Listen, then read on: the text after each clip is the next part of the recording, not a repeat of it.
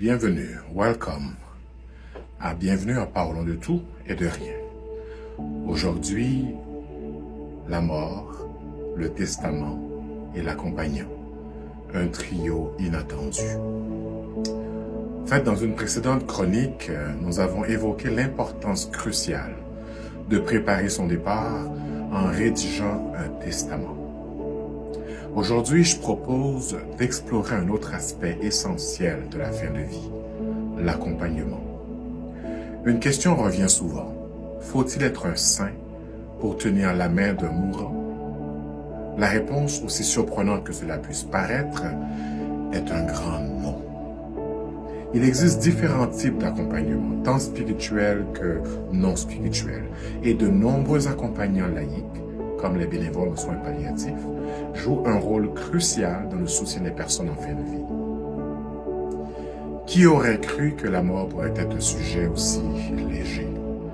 En tout cas, la question de l'accompagnement en fin de vie nous amène à démystifier certaines idées reçues. Faut-il être croyant pour apporter un réconfort à une personne en fin de vie? La loi exige-t-elle un diplôme de théologie pour devenir accompagnant? Eh bien non. L'empathie, l'écoute active et le respect des croyances de l'autre suffisent amplement. En fait, de nombreux bénévoles, sans aucune affiliation religieuse, offrent un soutien précieux aux personnes en fin de vie. Ils sont là simplement pour être présents, pour tenir compagnie, pour soulager les angoisses. Au Canada, la législation est claire. Chacun a le droit de choisir son accompagnant, qu'il soit religieux ou non. Les soins palliatifs et l'aide médicale à mourir sont encadrés par des lois qui mettent l'accent sur le respect des volontés du patient. La loi canadienne sur les soins palliatifs en particulier adopte une approche globale qui inclut le soutien spirituel pour ceux qui le souhaitent. Par exemple, le cadre de compétences en soins palliatifs du Canada intègre désormais des soins spirituels comme un aspect crucial du soutien des patients dans les derniers moments de leur vie. Ce cadre reconnaît que les questions spirituelles peuvent jouer un rôle important dans l'expérience de la vie pour beaucoup de patients et vise à répondre à leurs besoins spirituels, identitaires et culturels.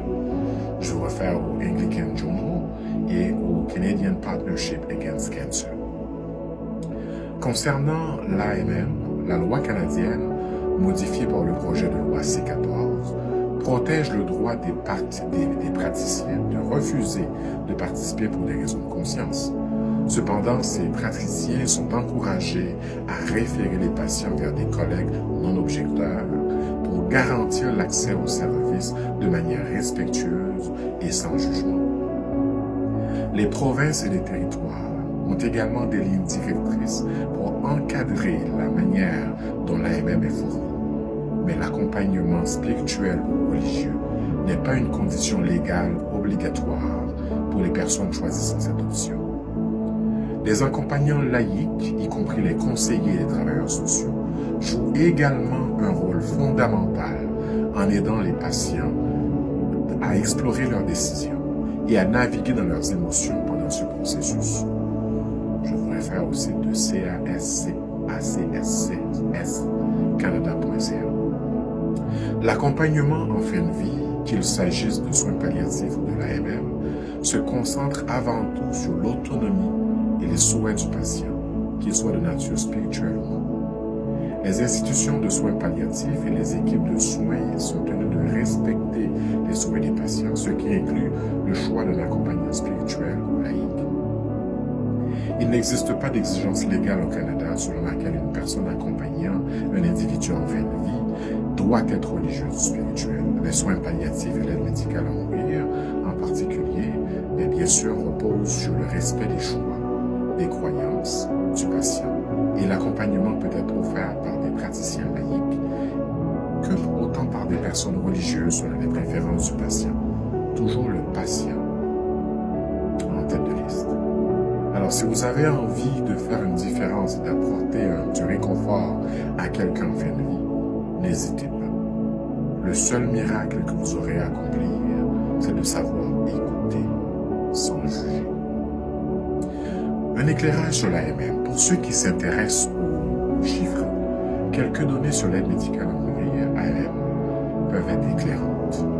Au Canada, le nombre de décès par AMM ne cesse d'augmenter. Le Canada publie des rapports annuels sur l'aide médicale à mourir et le rapport via Santé Canada offrant des statistiques détaillées sur la pratique. Le rapport le plus récent couvre l'année 2022, durant laquelle 13 241 décès par AMM ont été enregistrés, soit une augmentation de 31,2% par rapport à 2021. Depuis la légalisation de l'AMM en 2016, il y a eu un total de 44 958 décès assistés médicalement au Canada. En 2022, l'AMM a représenté environ 4,1% de tous les décès dans le pays, indique et Canada.ca. Parmi les personnes ayant reçu l'AMM, la majorité, 77,6%, avaient déjà reçu des soins palliatifs. La douleur et la perte de la capacité à accomplir des activités significatives sur des tâches ou des tâches de la vie quotidienne ont été les principales raisons évoquées pour demander l'AMM. Par ailleurs, 19,6% des bénéficiaires n'avaient pas reçu le soin palliatif, bien que la plupart aient eu accès à ces services. Les demandes d'AMM ont également augmenté, comme on l'a déjà dit, atteignant 16 104 demandes écrites en 2022. De ces demandes, 81,4% ont abouti à une procédure d'AMM, tandis que le reste a été soit retiré, soit jugé inadmissible, ou bien les personnes sont décédées avant de recevoir l'AMM selon Statistique Canada. Les données de 2023 seront publiées dans un rapport l'année prochaine et les nouvelles réglementations en vigueur depuis janvier 2023 permettront d'inclure des informations supplémentaires telles que l'identité autochtone et d'autres critères sociaux et économiques pour une meilleure compréhension de l'impact de l'AMM. En fait, je vous l'ai déjà mentionné, les raisons invoquées sont principalement la douleur et la perte d'autonomie. Il est intéressant de noter que la majorité des personnes ayant reçu l'AMM ont préalablement bénéficié de soins palliatifs. Autant qu'il existe différentes formes d'accompagnement, il existe également des ressources disponibles pour les accompagnants, car vous comprenez que le sujet de la mort étant très sérieux pour le genre humain, surtout quand des questions éthiques viennent s'en mêler. Abordons brièvement ces trois aspects. L'accompagnement en fin de vie ne se limite pas à la présence physique. Il existe une multitude de manières d'accompagner une personne en fin de vie, chacune ayant ses spécificités. L'accompagnement psychologique, soutien émotionnel, écoute active, aide à la prise de décision. L'accompagnement spirituel, soutien dans les questions existentielles, les croyances religieuses ou spirituelles. L'accompagnement social, aide à la coordination des soins, à la gestion des démarches administratives, soutien aux proches.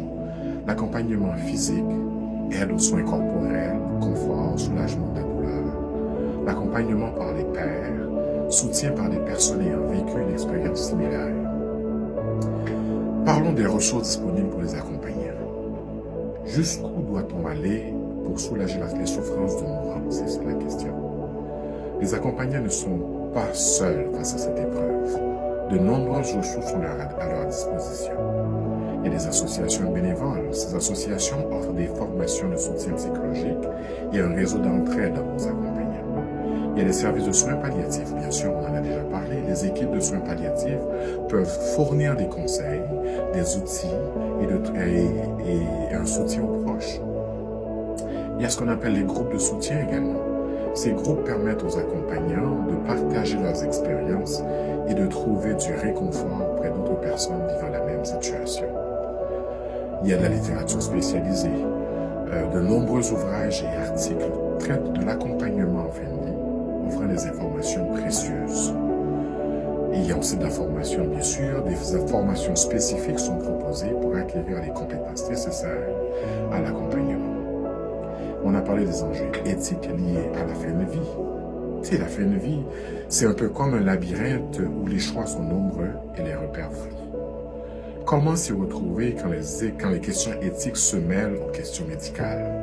Car vous comprendrez que l'accompagnement en fin de vie soulève de nombreuses questions éthiques complexes. comme le droit à une mort digne. Comment garantir le respect de la dignité de la personne en fin de vie? L'autonomie du patient, on a dit que le patient est en tête de liste. Comment concilier le respect des volontés du patient avec les obligations des soignants? La sédation palliative, dans quel cas est-il justifié de recourir à la sédation pour soulager les souffrances? Bien sûr, l'AMM, l'aide médicale à mourir, quels sont les critères d'éligibilité? Quels sont les risques de dérive? Puis il y a le rôle de la famille, bien sûr. Quel est le rôle de la famille dans les décisions concernant la famille? En somme, pour accompagner une personne en fin de vie, il n'était pas nécessaire d'avoir une auréole au-dessus de la tête. D'ailleurs, dans une ancienne vie, j'ai accompagné des personnes sur le seuil du Great Beyond.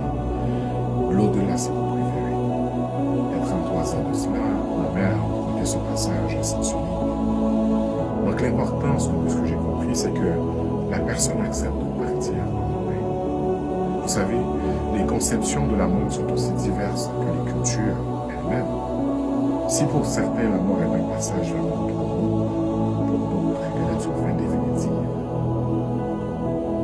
Ces différentes visions influencent profondément les pratiques funéraires et l'accompagnement des morts. Par exemple, dans certaines cultures asiatiques, par exemple, la famille joue un rôle primordial dans les soins des familles, tandis que dans d'autres sociétés, les institutions médicales sont davantage sollicitées. Cette diversité culturelle nous rappelle que la mort est une expérience universelle, mais vécue de manière très personnelle et intime. Un cœur bienveillant et une bonne dose d'empathie peuvent suffire. Et si vous vous demandez si vous avez les qualités requises, posez-vous simplement cette question. Seriez-vous capable de tenir en compagnie à votre grand-mère pendant un marathon de rediffusion de télé-réalité? Si la réponse est oui, alors vous avez toutes les compétences nécessaires. Être accompagnant, c'est un peu comme être un guide touristique dans un pays inconnu. On ne connaît pas toujours le chemin, mais on est là pour faire le voyage ensemble. Nous avons parlé de tout et de rien. Hashtag soins palliatifs, aide médicale à mourir, accompagnement en fin de vie, empathie, bénévolat, testament. À bientôt.